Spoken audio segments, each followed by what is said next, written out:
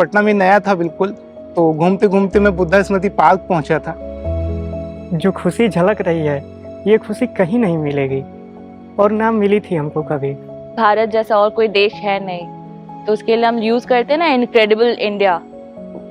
मेरे एक्सपीरियंस में इनक्रेडिबल ही था, उसके लिए एक ही वर्ड सुटेबल है, इनक्रेडिबल, अतुलनीय। स्वास्थ्य संबंधी लाभ मुझे मिला है, मानसिक जो चिड़चिड़ापन था और किसी से बात करने की जो कला थी, सब चीजों में सुधार आया ओवरऑल मेरे। पूरी बिहार की भूमि बहुत तपी हुई है, आप जिधर भी बैठ जाइए साधना हो जाता है, कहीं भी किसी भी जगह पे। इतनी बड़ी विद्या भी हो सकती है, ये कभी हम कल्पना नहीं कर सकते थे।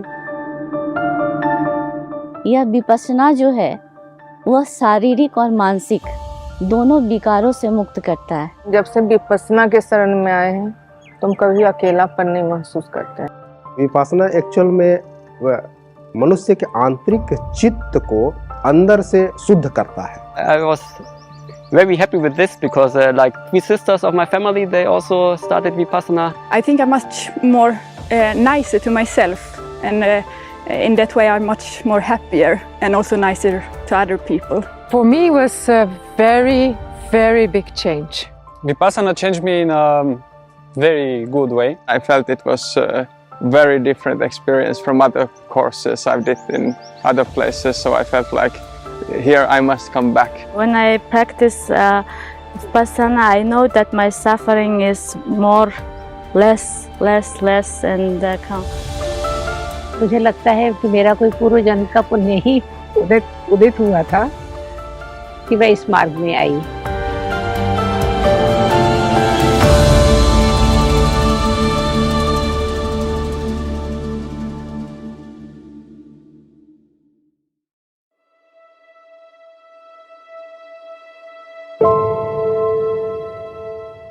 बुद्धं शरणं गच्छामि, धम्मं शरणं गच्छामि, संघं शरणं गच्छामि।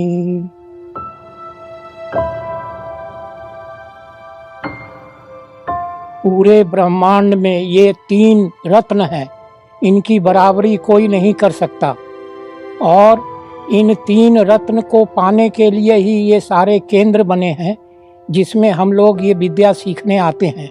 बुद्धम शरणम गच्छामि का मतलब है कि भगवान बुद्ध ने ये विद्या खोज के निकाली है और हम तक पहुंची है, मुक्ति का मार्ग है ये, तो हम उनका आभार मानते हैं और उनके शरण में जाने का मतलब है उनकी विद्या की शरण में जाते हैं, जैसा उन्होंने बताया उस पर हम चलते हैं। धम्मं शरणं गच्छामि, उनका जो धर्म है उसकी शरण में जाते हैं। संघं शरणं गच्छामि, भगवान बुद्ध से लेके आज तक गुरु शिष्य परंपरा से ये विद्या जो आई है उन सब का आभार मानते हैं, उनकी शरण में जाते हैं। पूर्वी भारत का यह क्षेत्र बिहार प्राचीन समय में संपूर्ण विश्व से विभिन्न क्षेत्रों के विद्वानों को आकर्षित करता रहा। नालंदा, विक्रमशिला ऐसे प्रमुख शिक्षा केंद्र यहाँ विकसित हुए। विभिन्न विहारों में अलग अलग जगहों से, चीन से, तिब्बत से, जापान से, कोरिया, श्रीलंका, इन सब जगहों से ज्ञान अर्जन की पिपासा लिए, ज्ञान अर्जन के इच्छुक विभिन्न क्षेत्रों के भिक्षु यहाँ आए और बिहार के भूमि से लाभान्वित हुए।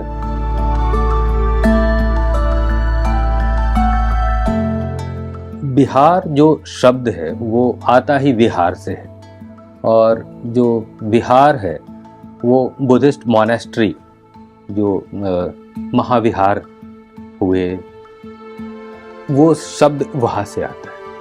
तो इस हिसाब से अगर देखें तो बुद्ध की जो कर्म भूमि है, जन्मभूमि तो कपिलवस्तु और लुम्बिनी में है, पर जो कर्म भूमि है वो बिहार है।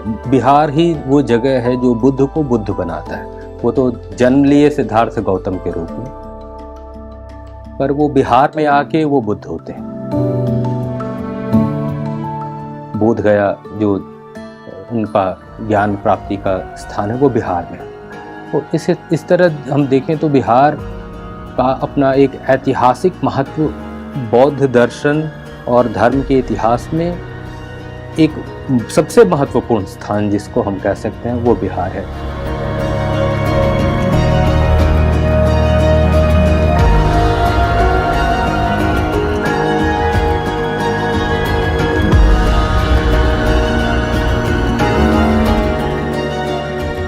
विहार के बाद महाविहार बनने शुरू हो गए और ये महाविहार जो थे वो विभिन्न जो अलग अलग विहार थे उनका एक केंद्रीभूत रूप होता था। जैसे नालंदा की हम जब बात करते हैं तो वहाँ के जो सील्स मिले हैं, जो टेराकोटा सील्स मिले हैं, वो बताते हैं कि ये सारे विभिन्न विहारों के लोग यहाँ पे महाविहार में अध्ययन करने आते थे।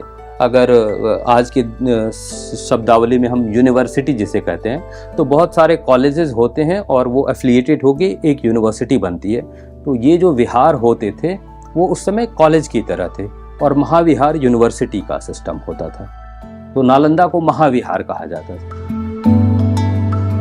विपश्यना मन को निर्मल करने की साधना है। आज से लगभग 2600 साल पहले भगवान गौतम बुद्ध ने इस विद्या को खोज निकाली थी। वर्ष 1969 में परम पूज्य गुरुदेव श्री सत्यनारायण गोयनका जी बर्मा से इस विद्या को लेकर के भारत आए। तब से उन्होंने भारतवर्ष में लगभग 125 विपश्यना केंद्र एवं विश्व में लगभग 250 केंद्र उपकेंद्र की स्थापना की। बिना राग के, बिना द्वेष के, निर्मल चित्त के साथ चित्त एकाग्र हो रहा है। एक और निर्मल भी हो रहा है, एक और एकाग्र भी हो रहा है, तो समाधि सम्यक समाधि होगी।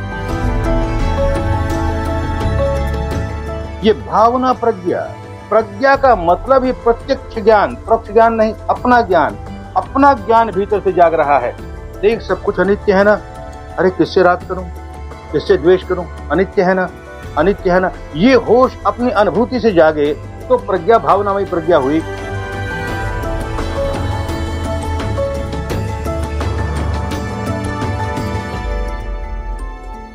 विपश्यना साधना का पाटलिपुत्र जब से के जन्म के साथ ही विपश्यना से संबंध है। जब इसका अजातशत्रु ने इसकी नींव डाली, अजातशत्रु स्वयं भगवान का बड़ा भारी फैन था, उनका अनुयायी था और विपश्यना का बहुत बड़ा पुजारी था।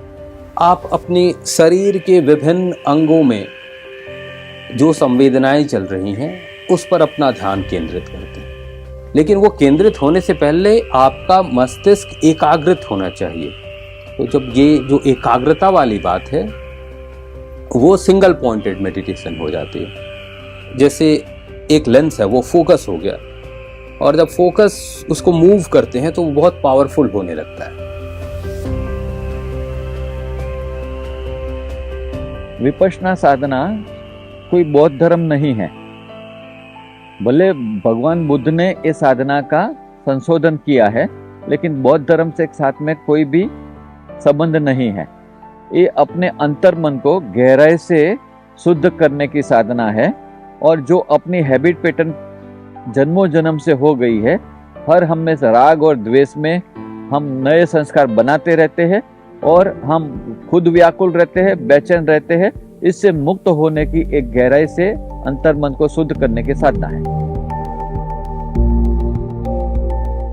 विपश्यना साधना बहुत वर्षों से कर रहा हूँ, 45 वर्षों से कर रहा हूँ। और ये विधि जब गुरुजी श्री सत्यनारायण गोयनका बर्मा से आके एस्टैब्लिश किए यहाँ, उसके पहले ये विधि का ज्ञान किसी को नहीं था। और जब इस एक कोर्स से जब मैं निकला तो मुझे पता चला कि दुख तो पहले से भी था, दुख सभी को होता है। तो ये सत्य पता चला कि दुख है, दुख का कारण है, दुख का कारण का निवारण है और ये विधि है जिससे दुख से निकल सकते हैं। विपश्यना कि प्रथम शिविर के बाद मुझे लगा कि ये इस तरह की गहरी परंपराएं हमारे देश में मौजूद हैं। ये सिर्फ किताबों की बात नहीं है, इस पर कुछ गहरा किया जा सकता है, और यह टर्निंग पॉइंट था मेरे जीवन का। इन 45 वर्षों से मैं कितने दुखों से बाहर निकल पाया, इसका अनुभव मुझे प्रतिदिन हुआ। और ये विधि ऐसा है कि मुझे ही नहीं, जितने लोगों से इस बीच में मैं मिला, इतने साधक जो कोर्स करते रहे हैं, उन सभी साधकों के साथ बातें करने से ये पता चलता है कि सारे लोगों को फायदा हुआ। तो इसलिए बड़ा सार्वजनीन विधि है कि किसी जाति, किसी धर्म, किसी बैकग्राउंड के लोग जो आते हैं, ध्यान किए हैं, सभी को फायदा होता है। विपस्सना जो है आपके मन को एक नया मतलब एक डायरेक्शन कि हमें क्या करना है। तो सबसे बड़ी चीज है एक तो आत्मविश्वास, सेल्फ कॉन्फिडेंस, और दूसरी चीज है कि आप मेहनत के लिए हमेशा अग्रसर रहते हैं। हमें करना है तो करना है, चाहे जॉब हो या फैमिली हो। जब हम एक्सरसाइज करते हैं तो शारीरिक स्थिति को ठीक करते हैं, लेकिन मन की स्थिति को ठीक करने के लिए कोई ऐसा दूसरा कोई भी सिस्टम नहीं है। वह एक विपस्सना ही है जो मन के विकारों को निकालता है।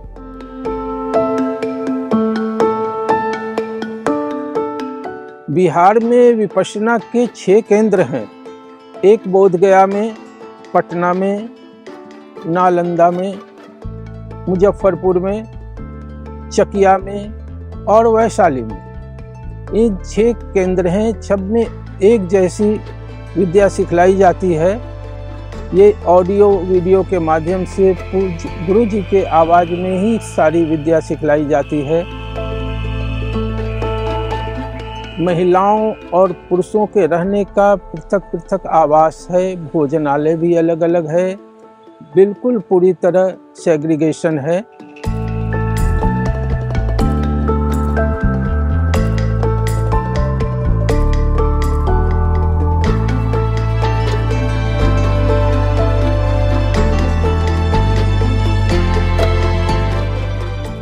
इन केंद्रों में हम शील सदाचार का जीवन जीना सिखलाते हैं। शील सदाचार मतलब झूठ नहीं बोलना, चोरी नहीं करना, व्यभिचार नहीं करना, नशापता नहीं करना, किसी की हिंसा नहीं करना।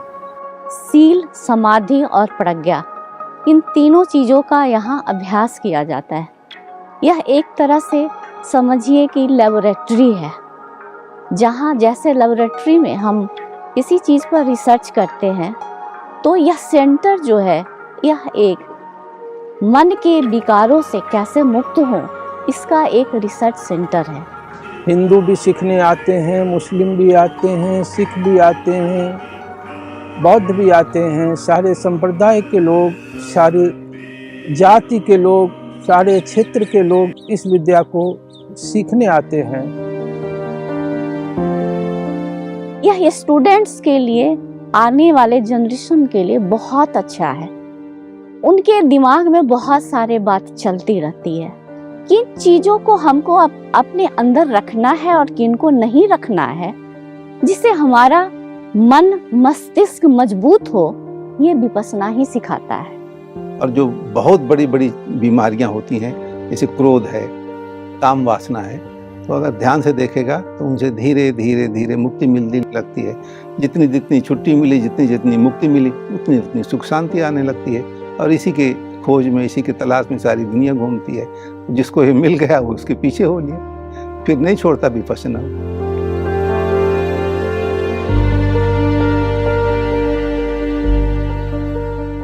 ये आवासीय शिविर है, 10 दिन यहीं रहना होता है।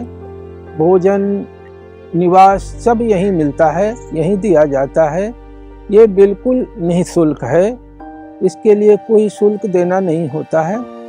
सवेरे 4 बजे उठते हैं, फ्रेश होके 4:30 से 6:30 तक ध्यान का समय होता है। इसके बाद नाश्ते के लिए विश्राम मिलता है। नाश्ता और दैनिक जीवन का अपना स्नान वगैरह करने के बाद 8 से 11 फिर ध्यान का समय होता है। फिर भोजन होता है, शाकाहारी भोजन यहाँ दिया जाता है। 3 दिनों का छोटे बच्चों का शिविर होता है जिसमें आनापान सिखाते हैं। वो बहुत ही लाभकारी है छोटे बच्चों के लिए। आनापान अपने ही सांस पर ध्यान देना होता है। इतना शुद्ध चीज संसार में हमने कहीं नहीं देखा।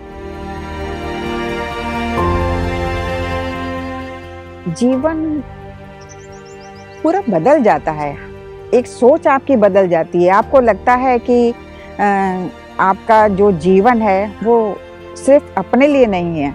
इस शरीर से हम दूसरों के लिए जितना भी कर सकते हैं, सेवा का भाव आता है कि जितना भी हम करते हैं उतना हमको अंदर से ही शांति मिलती है, अंदर से सुकून मिलता है।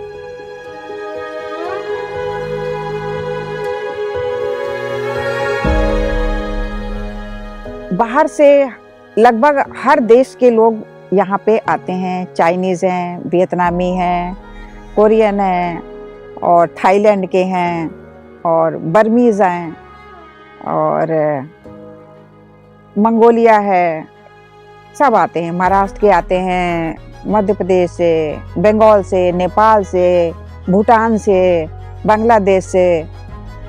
शुरू में तो कभी कभी पाकिस्तान से भी आए हुए हैं। बोध गया गुरु जी की धर्म यात्रा आई थी 2001 या 2 में। गुरु जी रात में सारे साधकों को लेकर लगभग 600-700 साधक रहे होंगे हमारे ख्याल से। तो सारे साधक बोध गया में बोधि वृक्ष के नीचे बैठकर गुरु जी ने 2 दिन तक ध्यान भी किया। धम्मा बोधि के लिए गुरु जी भी कहते थे, गोयनका जी, कि धम्मा बोधि का एक शिविर बाकी के 10 शिविर, बाकी जगहों के 10 शिविर के बराबर होता है। वैशाली का एक महत्व है कि ये सेंटर हमें भिकुनियों से दान में मिला है। उन्होंने दान में दिया है। यहाँ पे जो हिस्ट्री है इस जगह से जुड़ी हुई कि भगवान ने यहाँ पे वर्षावास में यहाँ रहते थे और इसी भूमि में भगवान ने महिलाओं को धर्म दिया था।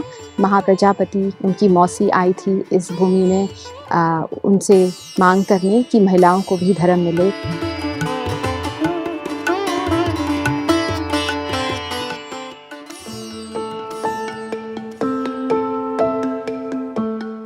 भगवान सिर्फ पुरुषों को धर्म दिए।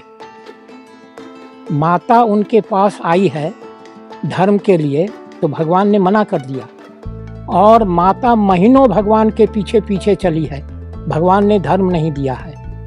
जब भगवान आए हैं वैशाली की भूमि पर तो माता ने पूछा आनंद को कि तुम भगवान से जाके पूछो कि क्या लेडीज को धर्म पाने का अधिकार नहीं है क्या। तो इतना स्ट्रांगली पूछा है माता ने। आनंद गए हैं भगवान के पास तो भगवान ने कहा, अरे यही धरती है, यही समय है और यहीं पर हम धर्म देंगे। 8 कंडीशन भगवान ने दिए लेडीज के लिए कि ये 8 कंडीशन का पालन करेगी तो उसको धर्म देंगे। और 500 भिक्षुनियों के साथ माता को भगवान ने धर्म दिया और वो सारे के सारे अरहंत हो गए। ये वैशाली की धरती है। पूरी बिहार की भूमि बहुत तपी हुई है। आप जिधर भी बैठ जाइए साधना हो जाता है, कहीं भी किसी भी जगह पे। यहाँ हम इसी जगह पे जाते हैं किसी से मिलने, उससे जाके अगर साधना उसके जगह पे करते हैं तब भी साधना अच्छी हो जाती है। तो भगवान के समय कितने लोग अरहंत हुए, उनकी तरंगे अभी भी यहाँ बिहार में महसूस होती है। इससे पता चलता है कि बिहार की भूमि कितनी आध्यात्मिक है। चकिया का सेंटर बिहार का पहला सेंटर है और चकिया में शिविर भी शायद गुरु जी का तीसरा-चौथा शिविर था चकिया का। इंडिया का तीसरा शिविर ही रहा होगा इंडिया का। 2 शिविर पहले उनके बम्बई में और जगह लगे थे। उस समय तो गुरु जी खुद अपने खुद बोलते थे अपनी जुबान से। उस समय टेप रिकॉर्डर, कैसेट वगैरह कुछ नहीं था।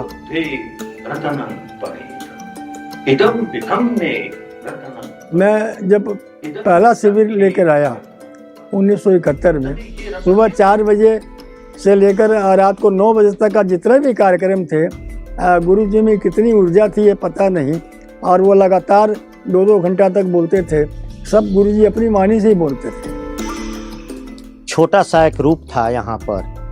ये उस समय बिल्डिंग था, लेकिन अभी उस समय पूरा प्रिपेयर्ड नहीं था। एक ही हॉल था ये उस समय तो छोटा छोटा गद्दी बना करके राम प्रसाद बाबू और रखे हुए थे अपने हाथों से, और पुआल की गद्दी थी वह।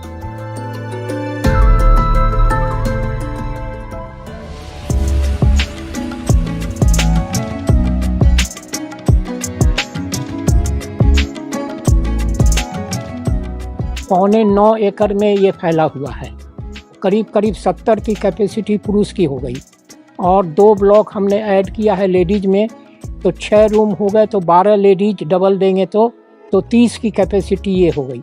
100 की कैपेसिटी हमारी टोटल है। हम ये डाइनिंग भी 100 की कैपेसिटी का बनाए हैं भोजन के लिए, पुरुष और महिला का अलग अलग है।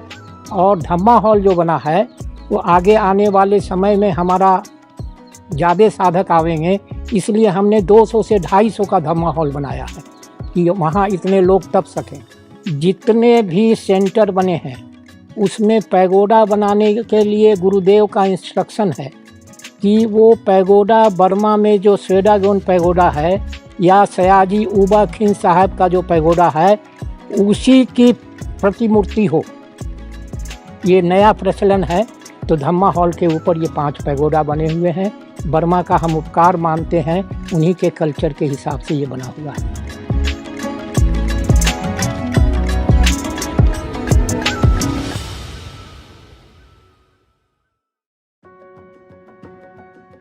धम्म नालंदा विपश्यना केंद्र की शुरुआत अगस्त 2014 में हुई थी। भारत के किसी भी विश्वविद्यालय में इस प्रकार का कोई केंद्र नहीं है। कुल 50 साधक साधिकाओं के रहने के लिए यहाँ व्यवस्था है। अब तक इस केंद्र में भारत के अलावा 40 देशों के साधक साधिकाओं ने यहाँ साधना का लाभ उठाया है। भारत के पड़ोसी देशों के अलावा दक्षिण पूर्व एशिया के देशों से यहाँ लोग आते हैं। साथ ही पश्चिमी देशों के साधक भी यहाँ आते हैं। इस ध्यान केंद्र में स्थानीय लोग भी ध्यान का लाभ उठाते हैं। नव नालंदा महाविहार में पिछले 2 वर्षों से PG diploma in Vipassana and योग विभाग खुला है, जिसके विद्यार्थियों को इस केंद्र में ध्यान हेतु भेजा जाता है।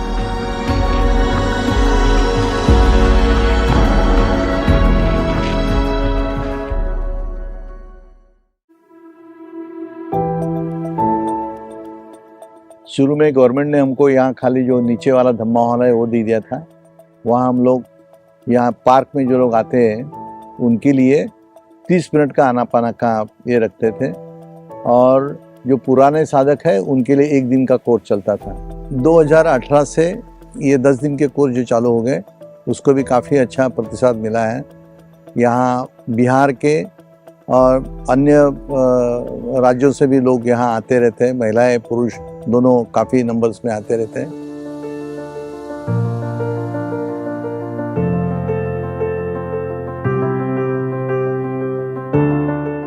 मुख्यमंत्री जी की एक विजन रही है कि ये इंटरनेशनल सेंटर हो जाए, तो उस हिसाब से ये इंटरनेशनल बनने जा रहा है।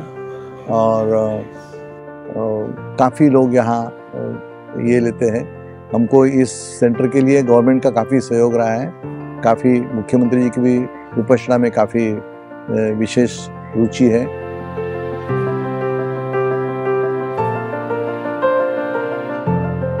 यहाँ करीबन 70 लोगों के रहने की सुविधा है।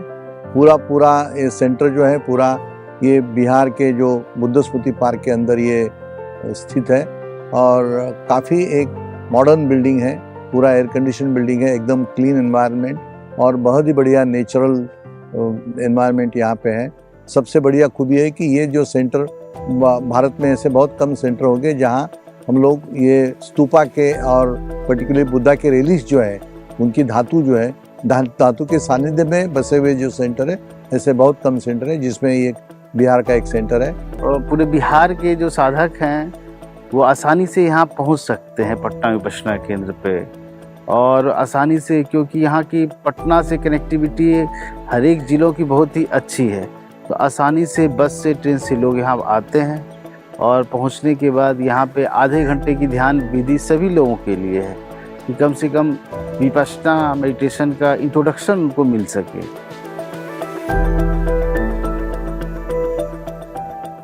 बोध गया में धम्म बोधि ऑलरेडी पुरानी सेंटर है, लोग देश विदेश से वहाँ आते हैं, लेकिन पटना का सेंटर जो है ये अट्रैक्ट करना शुरू किया बिहार के लोगों को। असली धरती जो है बुद्ध की, उस धरती में फिर से धर्म का उदय हो रहा है और प्रसार हो रहा है। मुझे नहीं लगता कि जितना पाटलिपुत्र जैसा विश्व का कोई भी ऐसा कोई नगर रहा हो, शहर रहा हो, 1000 वर्षों तक पूरे भारतवर्ष के सारी कार्यकलापों का केंद्र बिंदु था पाटलिपुत्र। उसके मुख्य कारणों में एक ये भी था क्योंकि यहाँ संजीवनी विद्या थी, ये हमारी कालजयी विपश्यना विद्या थी।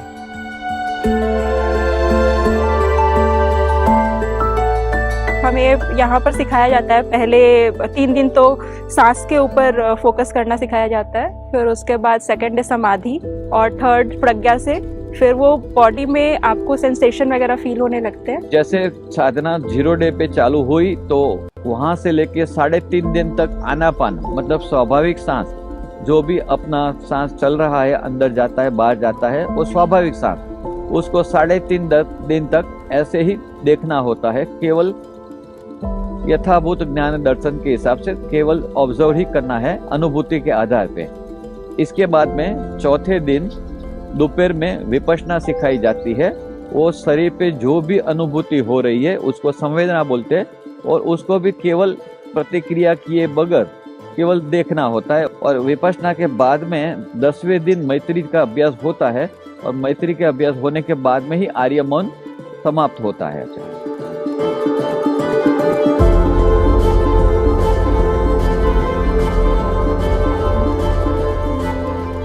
इस कोर्स के करने के बाद जो अनुभव मैं आपको बताऊं कि सही में मैंने तो एक्सपेक्ट ही नहीं किया था कि इस तरह के अनुभव, मुझे एक आंतरिक अनुभव, आंतरिक खुशी जो महसूस होती है तो आप इस कोर्स को कर लेते हैं तो एक संतुष्टि अंदर आत्मा होती है और आप चाहते हैं कि सबका भला हो।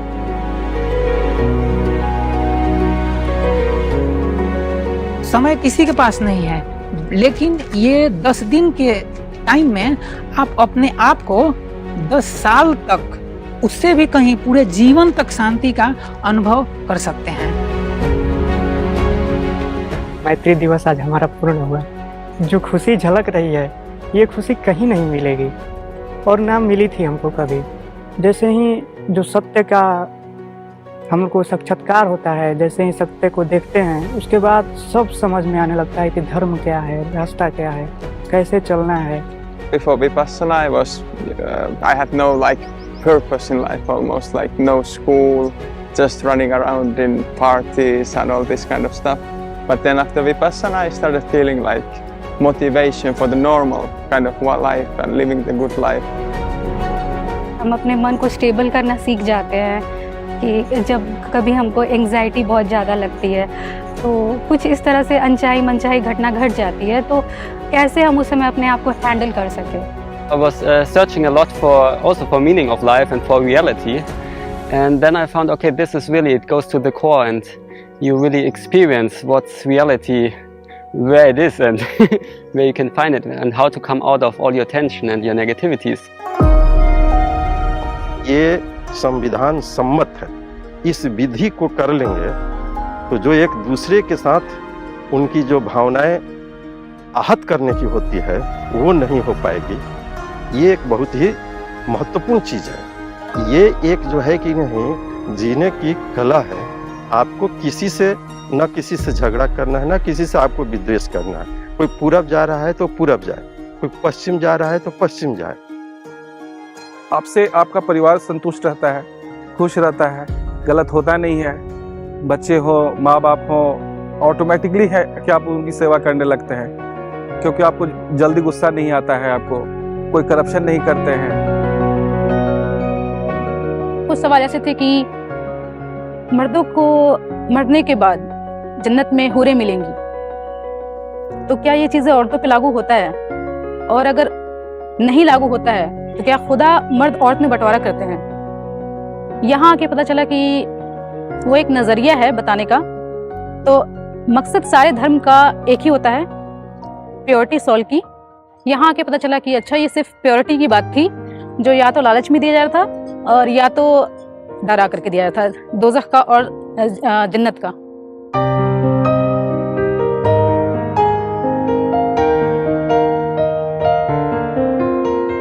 To help others is first I need to help myself and need to know more about the suffering. And when I learn about the suffering more, I know how the people suffer and I can help them also. I did my first Vipassana course in Colombia. I was traveling there, so I met somebody and he told me, you need to do Vipassana. And I said, okay.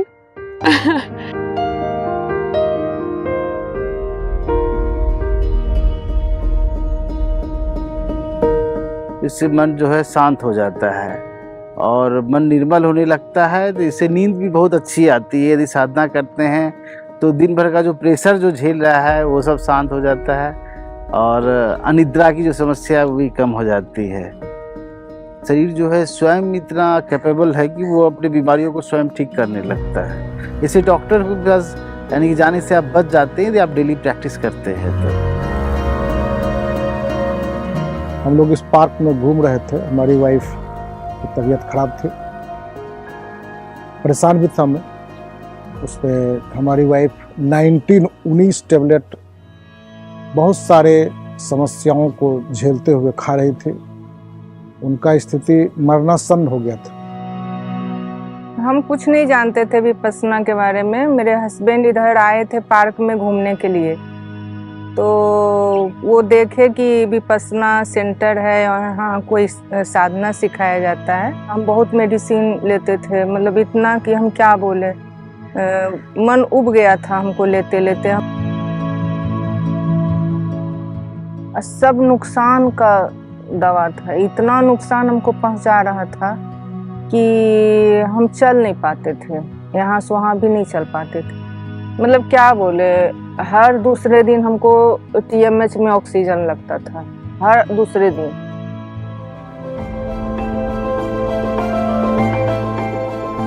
यहाँ जब आए तो हमको सबसे पहले सुबह उठने का आदत हुआ। फिर क्या हुआ कि जो मेरे शरीर में लगता था ना कि बहुत हम बोझा लेके चल रहे हैं, वो धीरे धीरे धीरे अब सब क्लियर हो गया। वैसा अब हमको भारीपन महसूस नहीं होता है। कैसे मेरा 2 बच्चा बहुत छोटा था उस समय, बहुत हम बेकार जिंदगी से निकले।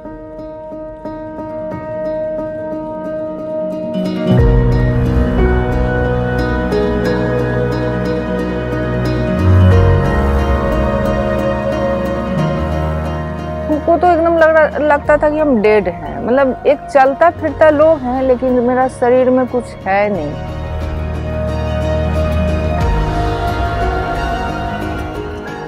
विपस्सना एक हम लोगों का लाइफ जीने का बन गया है। घर पर भी हमने एक रूम बना रखा है जिसमें कि सुबह शाम यहाँ जो गुरु जी बताते हैं, एस.एन. गोयनका जी जिस तरीके से बताया है, 1 घंटा मॉर्निंग 1 घंटा शाम करते हैं और बीच बीच पे आ करके यहाँ पर 1 दिन का कोर्स भी करते हैं। यहाँ लगते रहता है हर सप्ताह में, और साल भर भी जैसे मैं हर साल एक कोर्स कर लेता हूँ। वाइफ रेगुलरली आती है, शी इज 100% डिवोट। मेरी बेटी मेरा बेटा बोलता है कि पहले कितना कुछ बोल जाते थे, तो आप सिर्फ एक शब्द बोलते थे, हाँ अच्छा चाहे नहीं, इतना ही बोलते थे। आप हम लोग से कभी बात ही नहीं किए। आज कितना अच्छा बोलते हैं, कितना प्यार करते हैं।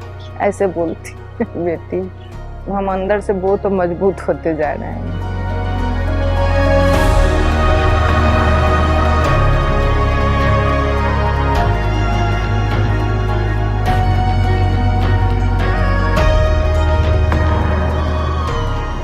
बुद्ध की धरती में आके, जहाँ दुनिया के लाखों लोग तरसते हैं कि हम जाएं, हमें सहज ये धरती में ध्यान करने का, बुद्ध की विद्या का प्रतिपादन करने का सहज अवसर मिला, इससे बड़ा भाग्य कुछ हो ही नहीं सकता इस धरती पर।